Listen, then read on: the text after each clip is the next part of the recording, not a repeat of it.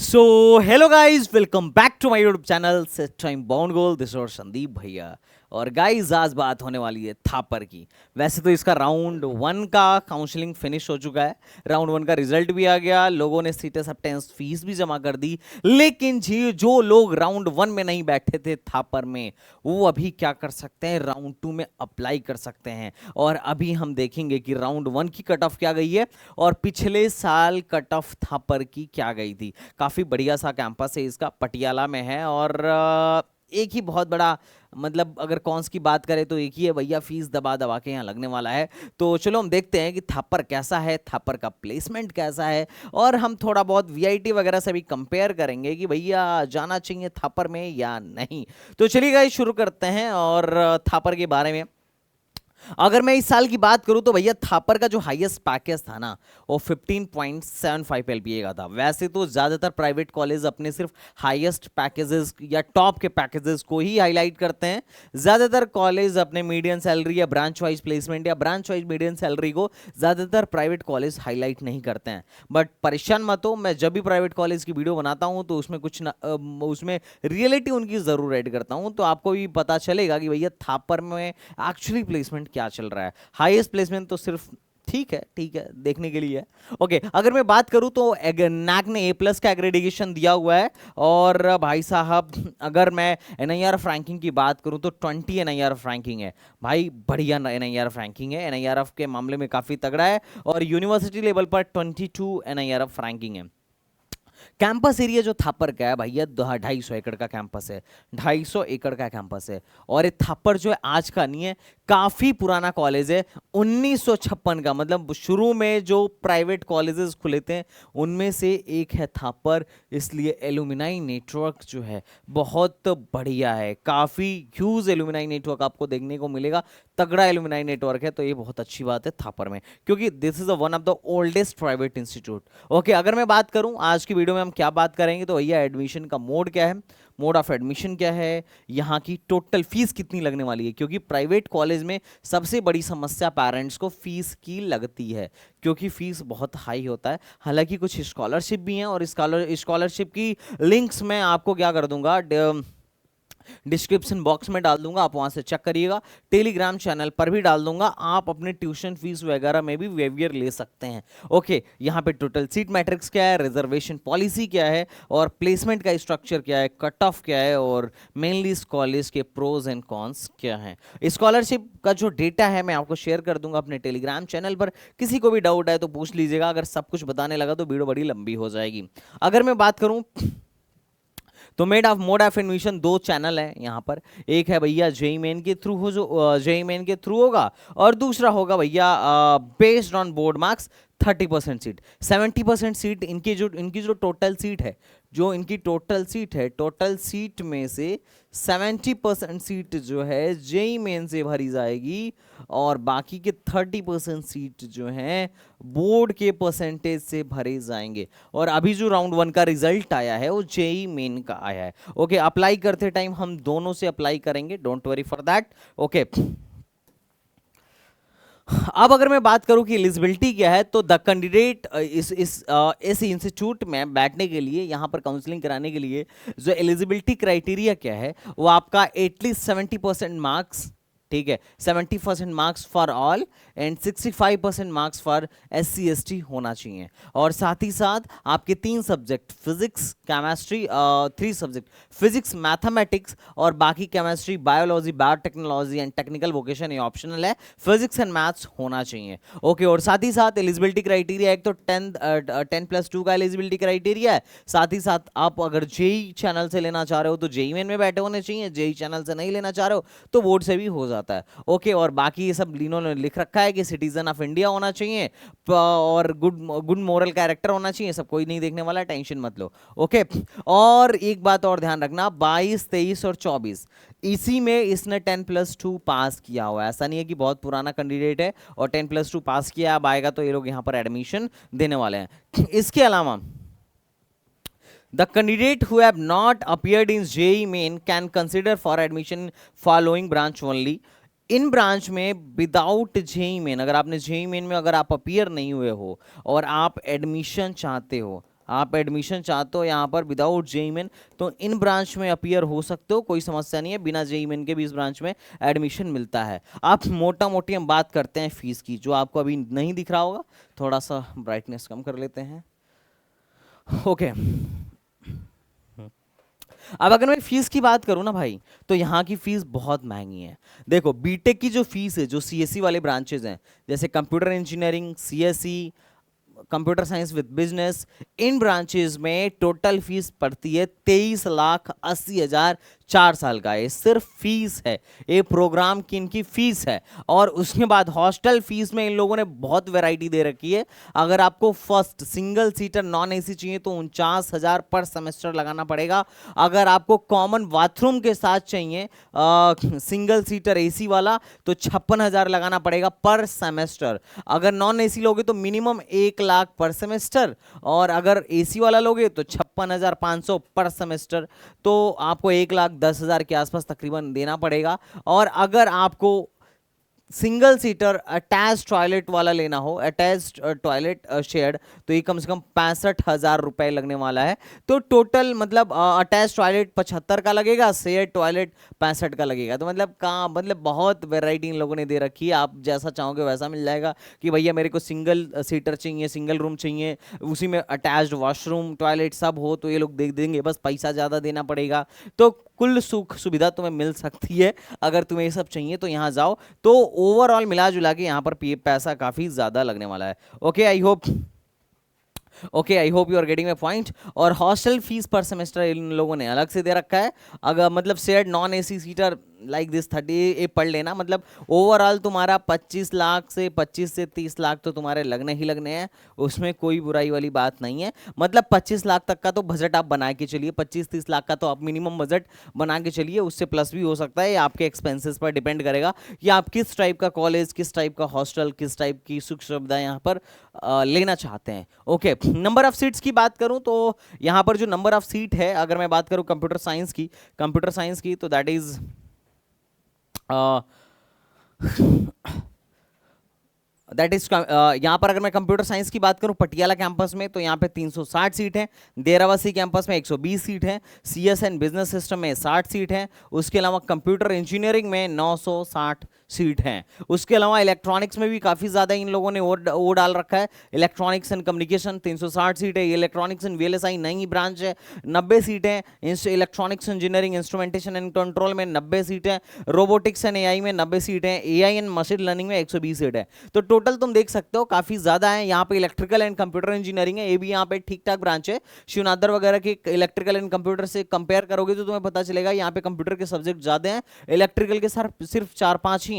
और शिवनादर में तुम्हें लगेगा कि यार 20-25% जो है कंप्यूटर के हैं और बाकी सारे इलेक्ट्रिकल के सब्जेक्ट हैं। तो जब भी तुम इस टाइप के हाइब्रिड ब्रांच को लेना ना, तो एक बार उनका सिलेबस पढ़ के देखना। एक बार सिलेबस पढ़ोगे तो आइडिया, एक बार सिलेबस देखना कि सिलेबस में कितने सब्जेक्ट कंप्यूटर के पढ़ा रहे हैं और कितने सब्जेक्ट इन लोगों ने इलेक्ट्रॉनिक्स, इलेक्ट्रिकल या मैकेनिकल के डाल रखे हैं। उससे तुम्हें एक अच्छा खासा आइडिया हो जाएगा। ओके, अच्छा, अब बात करते हैं भैया यहाँ की रिजर्वेशन पॉलिसी का। तो यहाँ का एक और बड़ा कौन बताता हूँ, ये पंजाब वालों के लिए 50% सीट इन लोगों ने, थापर वालों ने पंजाब वालों के लिए 50% सीट रिजर्व कर रखा है, और आउटसाइड पंजाब वालों के लिए सिर्फ 50% सीट है। ओके, पंजाब गवर्नमेंट वालों के लिए 2% सीट है, और seat reserve for beneficiary states के लिए 13 seats are reserve under the scheme of reservation of seat of MHRD government of India. Jammu and Kashmiri migrants के लिए 1 सीट है। जम्मू एंड कश्मीर के स्टूडेंट के लिए 2 सीट है। तो टोटल ये रिजर्वेशन पॉलिसी है यहाँ पर थापर में। तो एक आइडिया लग गया होगा कि यहाँ पर पंजाब वालों को बहुत फायदा होने वाला है, और तुमको कट ऑफ देखने के बाद अच्छा खासा पता चल जाएगा कि यहाँ पर कट ऑफ का क्या फायदा है। अब एक चीज इन्होंने प्लेसमेंट की बात करी है, तो अच्छा ये इस अभी चूंकि सेकंड राउंड चल रहा है, तो सेकंड राउंड में आपको चॉइस फिलिंग भी करनी होगी। तो इसी वीडियो में मैं आपको चॉइस फिलिंग का ऑर्डर भी दे दूंगा। वीडियो थोड़ी सी लंबी होगी पर पूरे पेशेंस के साथ देखिएगा, क्योंकि कट ऑफ से आपको आइडिया लग जाएगा कि किस रैंक तक इस बार एडमिशन होने वाला है। अगर मैं कोर की बात करूं तो लगभग इन लोगों ने सेक्टर वाइज सीटीसी लिखा है कि किस मतलब कहाँ पर क्या सीटीसी रहा। तो कोर में इस साल का जो मैक्सिमम पैकेज रहा इनका 22 लाख का रहा, और एवरेज पैकेज जो रहा 9 लाख का रहा। एडटेक में मैक्सिमम जो कंपनी एडटेक के लिए आई थी, एडटेक कंपनीज आई थी, वो मैक्सिमम 9 का दी थी और एवरेज 7.78 का दी थी। आईटी सेक्टर में 13.5 का और एवरेज 9 का। उसके अलावा प्रोडक्ट बेस्ड जो कंपनीज थी 55 लाख का उनका हाईएस्ट था और एवरेज इनका 14 लाख का था। यहां पर तुम देख सकते हो कि यहां पर इन लोगों ने एक अच्छा आइडिया दे रखा है कि किस सेक्टर की कितनी कंपनियां आई थी। You can get a idea from here. Okay, अब यहां पर प्लेसमेंट का थोड़ा सा मोह देख लेते हैं कि 2022-23 में जिन बच्चों का हम परसेंटेज प्लेसमेंट देखना चाहते हैं, जिन बच्चों की सीजीपीए 6 से ज्यादा थी, वो बच्चे लगभग 82% बच्चे प्लेस्ड हो गए, और जिनकी 6 से कम थी वो मात्र 41% बच्चे ही प्लेस्ड हो पाए। तो ओवरऑल इनके यहाँ परसेंटेज प्लेसमेंट 81 है, लेकिन मिनिमम सीजीपीए आपकी 6 से ज्यादा होनी चाहिए। रीजन ये है कि बहुत सारी कंपनीज आती हैं तो बाउंडेशन लगाती हैं कि एटलीस्ट इस सीजीपीए से ज्यादा वाला ही बच्चा एलिजिबल है हमारे यहाँ, हमारे प्लेसमेंट में, अदरवाइज उससे कम वाला एलिजिबल नहीं है। तो ये भी बात ध्यान रखिएगा। तो आप एटलीस्ट क्या करिएगा, अपना सीजीपीए यहाँ मेंटेन करके रखिएगा। और ज्यादातर प्राइवेट कॉलेज में, चाहे वीआईटी हो या एसआरएम हो या थापर हो या इस टाइप के प्राइवेट कॉलेजों में जिनका बड़ा नाम तुम सुनते हो, इवन मणिपाल हो, इनमें समस्या एक ही है। समस्या ये है कि अगर आप पढ़िएगा, अगर, क्योंकि यहाँ पे कंपटीशन हाई होता है, यहाँ पे बहुत सारा बच्चा कंप्यूटर साइंस में पढ़ रहा होता है, बहुत सारे स्टूडेंट्स होते हैं, तो अगर आप मन लगा के पढ़ रहे हैं, आप बढ़िया सीजीपीए लेके आ रहे हैं, अगर आप ब्राइट स्टूडेंट हैं, तो डेफिनेटली आपको एक अच्छा पैकेज मिलेगा, क्योंकि यहाँ कंपनियां विजिट करती हैं। लेकिन आप अगर मीडियोकर टाइप की स्टूडेंट हैं या फिर आप बिलो एवरेज स्टूडेंट हैं, तो जनरली ये देखा जाता है कि मास रिक्रूटिंग कंपनियां यहाँ भर भर के आती हैं और आप में बच्चों को भर भर के लेके जाती हैं। तो ये भी एक समस्या है, तो ये भी ध्यान रखिएगा। ऐसा ना हो कि हम 30 लाख दे रहे हैं और जॉब करने जा रहे हैं टीसीएस में, निंजा प्रोफाइल में 3.5 लाख सालाना एनुअल पैकेज पर। तो ऐसा भी ना हो, है ना, घर वाले छाती पीटने लगेंगे कि भैया हम खेत बेच के आप 25-30 लाख देख के बीटेक करवाएं और बच्चे को नौकरी मिली कॉग्निजेंट में 4 लाख के पैकेज पर। तो ऐसा भी ना हो, ये भी बात आपको ध्यान में रखना है। अब ये आपको आइडिया मिल जाएगा। पिछले साल जिनका सीजीपीए 6 से ज्यादा था 96% बच्चे प्लेस्ड हुए, जिनकी सीजीपीए 6 से कम थी वो 59% बच्चे प्लेस्ड हुए। ओवरऑल इतना परसेंटेज प्लेसमेंट था। तो यहां से आपको एक परसेंटेज प्लेसमेंट का आइडिया लगेगा कि यहां पर कितने परसेंट बच्चे प्लेस्ड होते हैं। ओके गाइस, यहां का इनका प्लेसमेंट डेटा है कि कितनी कंपनियां आई थी। तो लास्ट ईयर लगभग 334 कंपनियां आई थी, और जिनने 1664 सिंगल ऑफर दिए और 110 जिसमें से मल्टीपल ऑफर थे। टोटल स्टूडेंट जो प्लेस्ड हुए इनके यहाँ 1774 स्टूडेंट हुए, और टोटल ऑफर जो इनके यहाँ मिला था वो 1884 था। इनके अकॉर्डिंग, इनके डेटा के अकॉर्डिंग जो इन्होंने वेबसाइट पर अपलोड किया था, दैट वाज 1884। तो नंबर ऑफ कंपनीज, एक चीज आपको देखने को मिलेगी कि भैया अच्छी, मतलब काफी ज्यादा कंपनीज ये बुला रहे हैं। और मैं आपको कंपनीज का भी लिस्ट दिखा देता हूं कि कौन कौन सी कंपनियां यहां इनवाइट की गई थी इनके थ्रू। सो ये कंपनीज की लिस्ट है, जैसे एप्पल हो गया, अमेजॉन हो गया, एएमडी हो गया, जो माइक्रो प्रोसेसर्स वगैरह बनाते हैं ये लोग, और अल्फानेट हो गया, एसेंचर हो गया, एडोबी हो गया, मतलब काफ़ी कंपनीज हैं। यहाँ पर इनकी लिस्ट देख सकते हो, ये इन्होंने खुद ही अपने वेबसाइट पर अपलोड कर रखा है कि भैया देखिए टोटल लगभग 400 के आसपास कंपनीज, 430 कंपनीज इनके यहाँ क्या कर रही थी, विजिट की थी, जोमेटो वगैरह भी विजिट की थी। तो ये कंपनीज की लिस्ट है, आप अपने तरफ से भी यहाँ पर थोड़ा बेसिक रिसर्च कर सकते हो कि कौन कौन सी कंपनीज यहाँ विजिट करी थी। तो नंबर ऑफ कंपनीज तो यहाँ भैया लास्ट ईयर काफ़ी विजिट की थी। अब सवाल आता है कि भैया यहाँ का एक्चुअल एवरेज पे, ये एक्चुअल मीडियन सैलरी क्या है। तो भैया आ जाओ पहले एक्चुअल मीडियन सैलरी की बात कर लेते हैं, because this is very important. I hope तुम लोगों को दिख रहा होगा, नहीं दिख रहा है क्या? तो आओ कोई बात नहीं, हम लोग थापर का एनआईआरएफ डेटा देखते हैं।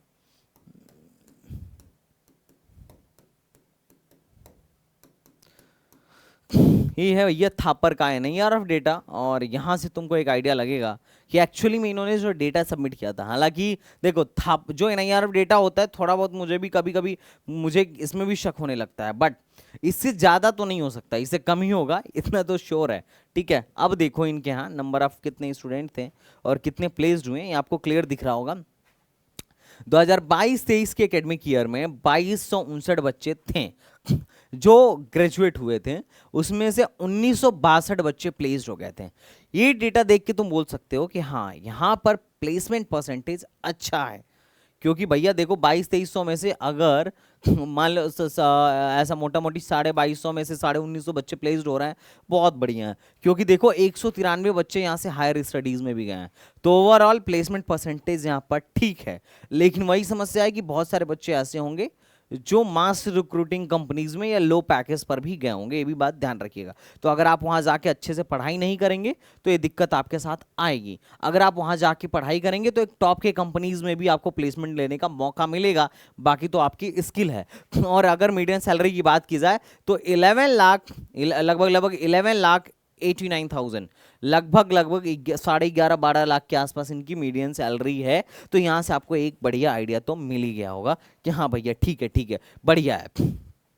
इसकी बहुत सारी ब्रांचेस जो हैं एनबीए से एग्रीगेटेड है, और एनआईआरएफ के बारे में मैं ऑलरेडी आपको बता चुका हूं कि भैया यहाँ पर क्या है। अब बात करते हैं फर्स्ट राउंड के कट ऑफ की जो इस साल का रहा है, और फिर बाकी लास्ट ईयर के लास्ट कट ऑफ के बारे में भी मैं आइडिया आपको दे दूंगा। इससे आपको आइडिया मिल जाएगा कि कहाँ तक यहाँ पर थापर में एडमिशन होने की पॉसिबिलिटी है। आई होप आप लोग को दिख रहा होगा, अगर नहीं दिख रहा हो तो कोई बात नहीं, हमें डेटा वेबसाइट से उठा ले, थापर के वेबसाइट से उठा लेते हैं, that will be much better for us. Okay.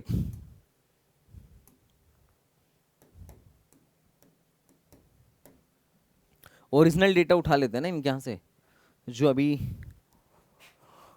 Admission 2024 में जाइएगा तो आपको यहाँ से इनके यहाँ से देखो इनका अभी नोटिस आया था कि notice regarding IP first round. एक कट ऑफ पहले देख लो, एक कट ऑफ देख लो। आई थिंक ये तो दिख ही रहा होगा, ये भी नहीं दिख रहा है। Okay, is it right? चलिए अब हम कट ऑफ के बारे में बात कर लेते हैं। तो अगर मैं कट ऑफ के बारे में बात करूं मोटा मोटी, तो यहां पे देखिए दो तरीके से, एक आउटसाइड पंजाब और एक है इनसाइड पंजाब, एक है इनसाइड पंजाब। तो अब क्या है, ये पंजाब वाला को डेटा है। अब पहले आउटसाइड को मैं क्या करता हूं कि एक्सप्लेन करता हूं, फिर हम लोग इनसाइड वालों को एक्सप्लेन करेंगे। तो एक चीज़ और देखिए कि भैया आप लोग को एक काम करना है, जो लोग पंजाब से हैं कमेंट बॉक्स में बता दीजिए, जो आउट ऑफ पंजाब से वो भी कमेंट बॉक्स में बता दीजिए। अब यहाँ को जो सबसे बढ़िया ब्रांच है दैट इज COPC, एक कंप्यूटर साइंस पटियाला वाला है। अगर इसके बारे में मैं बात करूं तो लगभग 32,000 रैंक मोटा मोटी बोले तो 97 परसेंटाइल पर बंद हो गया है। और उसके बाद जो दूसरा ब्रांच है that is COBS, computer science and engineering business वाला, तो ये 49,000 पे बंद हो गया है। उसके बाद लोग जाते हैं डेरा बस्सी में, जिनको जाना होता है जाते हैं, जिनको नहीं जाना होता है वो नहीं जाते हैं। डेरा बस्सी वाले कैंपस में क्या है कि 2 साल आपकी क्लासेस डेरा बस्सी में चलती हैं और बाकी 2 साल लास्ट की क्लासेस थापर के पटियाला वाले कैंपस में चलती हैं। और उसके बाद है कंप्यूटर इंजीनियरिंग। अब computer engineering and computer science and engineering में थोड़ा सा फर्क है। कंप्यूटर इंजीनियर सब्जेक्ट का फर्क है, बेसिकली सब्जेक्ट का फर्क है। कंप्यूटर इंजीनियरिंग में थोड़ा हार्डवेयर के सब्जेक्ट ज्यादा होंगे, कंप्यूटर साइंस एंड इंजीनियरिंग में हार्डवेयर प्लस सॉफ्टवेयर दोनों होंगे। हालांकि दोनों में हार्डवेयर प्लस सॉफ्टवेयर होंगे, बस वेटेज का अंतर है। ओके, तो ये है कंप्यूटर इंजीनियरिंग। ओके, उसके बाद जो है, अगर उसके बाद मैं बात करूं जो सबसे ज्यादा डिमांडिंग ब्रांच है तो दैट इज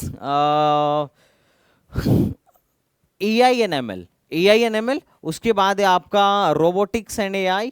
उसके बाद है इलेक्ट्रॉनिक्स 99,000 पे बंद हुआ था। और उसके बाद इलेक्ट्रॉनिक्स एंड कम्युनिकेशन 1,12,000 पे गया था। इलेक्ट्रिकल एंड कंप्यूटर इंजीनियरिंग 1,10,000 पे बंद हुआ था। इलेक्ट्रॉनिक्स एंड VLSI डिजाइन 1,36,000 पे जाके बंद हुआ था। ये जनरल का कट ऑफ था, ये SC का कट ऑफ था। SC वालों को तो कंप्यूटर साइंस यहाँ काफी मतलब लो रैंक तक मिला था। ये जो आउटसाइड भी है, और ST का तो मत पूछो। पंजाब में अगर आप पंजाब से हो तो भाई 47,000 पे आपकी कंप्यूटर साइंस बंद हुई थी। कंप्यूटर साइंस एंड बिजनेस इनका 96,000 पे बंद हुआ था। कितने पाए? 96,000 पे। और अगर डेरा बस्सी की बात करें तो पंजाब वाले तो डेरा बस्सी को पूछ भी नहीं रहे, because they knows about this much better than you. And computer engineering 1,85,000 rank तक बंद हुआ था। तो भैया ये जो पंजाब वाले हैं ना, इनके तो बल्ले बल्ले है। पंजाब वालों के तो भैया बल्ले बल्ले है, थापर में भरिए, मजा आ जाएगा। अगर मतलब VLSI का तो इन्होंने कट ऑफ ही नहीं डाला, ठीक है। शायद कोई पूछ ही ना रहा हो। रोबोटिक्स एंड एआई की बात करूं तो 1,98,000 तक मिला था, और ईएनसी की बात करूं तो 2,54,000 तक मिला था। तो ये बल्ले बल्ले हैं इनके यहाँ के। कौन कौन कौन लोगों के भैया? जो पंजाब वाले हैं। पंजाब में एससी एसटी की तो मैं बात ही नहीं करूंगा, क्योंकि ये तो पंजाब के जो एससी एसटी हैं उनको तो और लो रैंक तक एडमिशन इन लोगों ने दिया है, ठीक है। पंजाब में देखो एससी एसटी के साथ साथ बीसी कैटेगरी भी लगती है। अदर स्टेट वालों को सिर्फ जनरल और एससी वाला कैटेगरी ये लोग अप्लाई करवा रहे थे।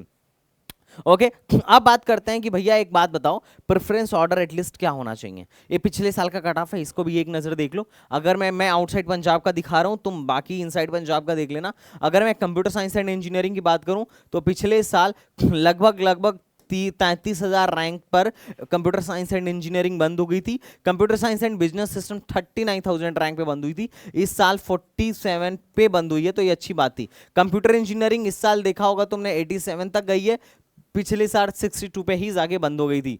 देराबस्सी वाला 76 तक गई है इस बार, और पिछले साल 58 तक ही बंद हो गई थी। तो ये जो थप्पर का कट ऑफ है लो गया है, इस साल लो गया। परसेंटाइल मत देखो, क्योंकि पिछले साल की परसेंटाइल पे जो रैंक बनी थी, इस साल की जो परसेंटाइल पे रैंक बनी है, इन दोनों में बहुत फर्क है। सिर्फ रैंक देखो, क्योंकि रैंक ही अपने काम का है। तो एक आइडिया आपको मिल जाएगा। ये भैया है पंजाब के लास्ट राउंड का कट ऑफ, ये पंजाब वालों के लिए। पंजाब वाले भैया अपना देख लो, तुम लोग समझ लो, है ना। उसके बाद अगर मैं बात करूं तो ओबीसी पंजाब का जो ओबीसी कैंडिडेट है उसका एक कट ऑफ है। होम अदर स्टेट का ओबीसी कैंडिडेट यहाँ पे नहीं है, सिर्फ पंजाब का ओबीसी कैंडिडेट है। अदर स्टेट का अगर एससी एसटी है तो यहाँ पे एससी एसटी का रिजर्वेशन मिल रहा है, कोई दिक्कत नहीं है। ये पंजाब का एससी कैंडिडेट है, और ये आउटसाइड एसटी आउटसाइड का एससी कैंडिडेट है और एसटी कैंडिडेट है, दिस टाइप ऑफ। ओके तो ये रहा कट ऑफ का बेसिक डिटेल। यहां से आपको एक आइडिया दिख गया हो गया कि भैया इस साल जो थापर है इसकी कट ऑफ लो जा रही है, लो रैंक पर भी एडमिशन हो रहा है, और एक फायदे वाली बात है। अब बात करते हैं भैया थापर का एक चॉइस फिलिंग ऑर्डर क्या होना चाहिए, क्योंकि आप में से बहुत सारे लोग मुझे कमेंट कर रहे थे कि भैया सेकंड राउंड में थापर में अप्लाई कर रहा हूं, बताओ परफेक्ट चॉइस फिलिंग ऑर्डर क्या रखूं। तो आओ चॉइस फिलिंग ऑर्डर बनाते हैं।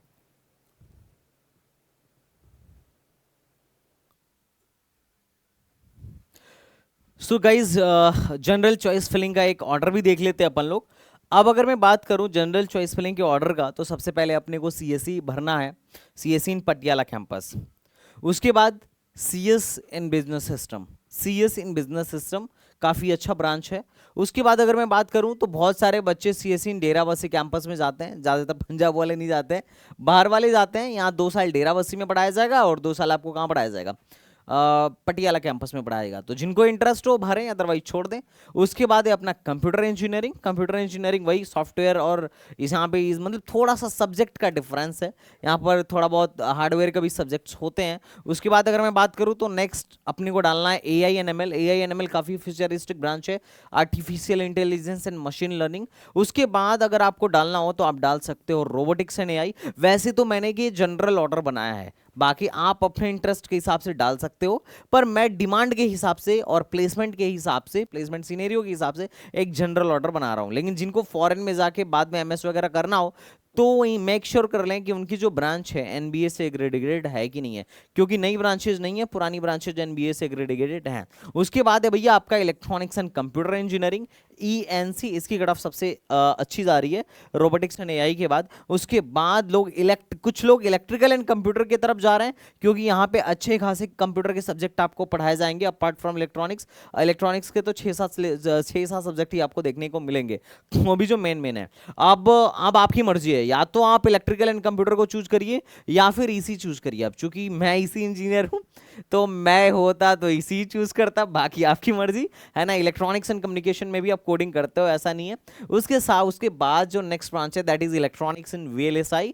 फिर उसके बाद जो नेक्स्ट ब्रांच बच्चे भर रहे हैं वो है इलेक्ट्रॉनिक्स इंस्ट्रूमेंटेशन एंड कंट्रोल। ये मतलब इंस्ट्रूमेंटेशन और EC के में ज़्यादा फर्क नहीं है वैसे, लगभग मोस्टली 70-80% सिलेबस जो होता है इनका सेम ही होता है।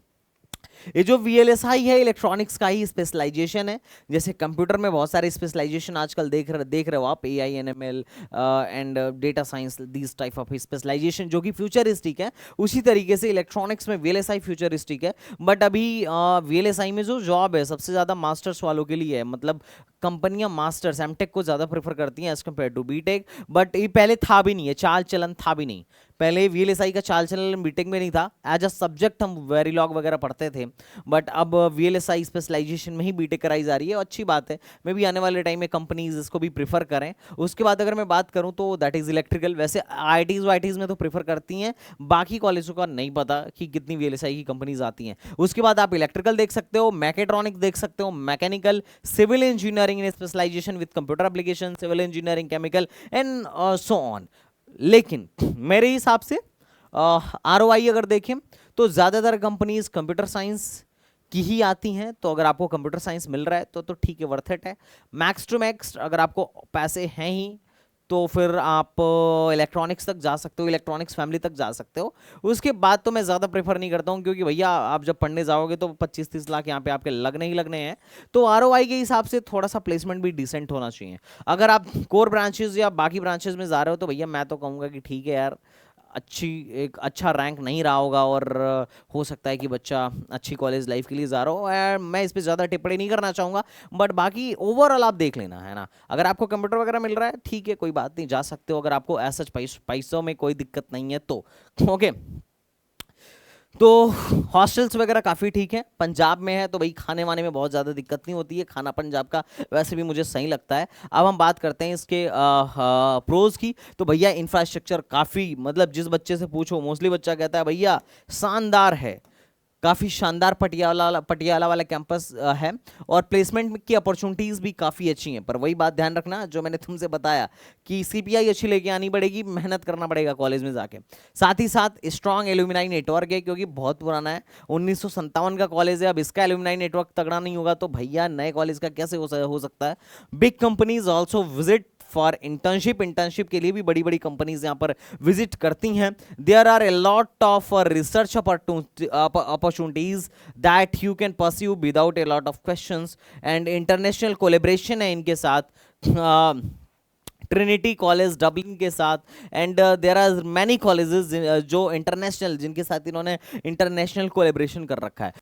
कॉलेज की अगर कॉन्स की बारे में बात करूं तो भैया फीस बहुत ज़्यादा है, बहुत ज़्यादा, मतलब आम इंसान तो पढ़ ही नहीं पाएगा। और अगर गलती से खेत बांधे रख के तुमने पढ़ाई कर भी लिया और वहां अगर टॉप की कंपनी में नहीं लगा, मास रिक्रूटिंग कंपनी में प्लेस्ड हो गया, ऐसा नहीं है कि नहीं होते हैं, बहुत होते हैं। मैंने VIT का भी डेटा दिखाया था कि वहाँ 6000 बच्चे कंप्यूटर में आए, जिसमें से 3400 बच्चे TCS में गए थे, 3200 के आसपास बच्चे तो सिर्फ निंजा प्रोफाइल में थे, मतलब 3.5 लाख का पैकेज। बात समझ रहे हो। तो यहाँ पे भी ऐसा होता है कि बहुत सारी मास रिक्रूटिंग कंपनीज आती हैं। अब सोचो 30 लाख का तुमने 30 लाख का लोन ले लिया या फिर खेत बाने रख लिया, और पता चला जॉब लगी 4 लाख की, तो सोचो कितने साल में चुकाओगे, है ना। और वही है, थोड़ा सा कोटा का मसला है कि 50% कोटा जो है यहाँ पर रिजर्व्ड है, बाहर वालों के लिए सिर्फ 50% सीट ही है। और बहुत सारे बच्चे कहते हैं कि भैया पंजाब है तो ऐसा है वैसा है, मैं इस पर कोई टिप्पणी नहीं करूंगा। बाकी जब भी ये बच्चों का कहना है, मैं आई एम नॉट सेइंग कि इट्स फ्रॉम माई साइड, है ना, पता चले कॉलेज वाले पकड़ लें। देखो ये बच्चे कहते हैं या सुनने को मिलता है, इंटरनेट पे बहुत सारी चीज़ें ऐसी देखने को मिलती हैं, तो आप जाने से पहले मेक श्योर करें। बट मुझे तो खैर ऐसा कुछ खास लगता नहीं है। बाकी तो ठीक है, थोड़ा बहुत पंजाब है तो चलता है, बट कोई इशू नहीं। I hope you are getting my point. वैसे पंजाब बहुत अच्छी बढ़िया जगह है, पटियाला तो और भी शानदार जगह है। तो भाई चलो खैर मिलते हैं नेक्स्ट वीडियो में, तब तक के लिए बाय बाय, टाटा एंड जय हिंद।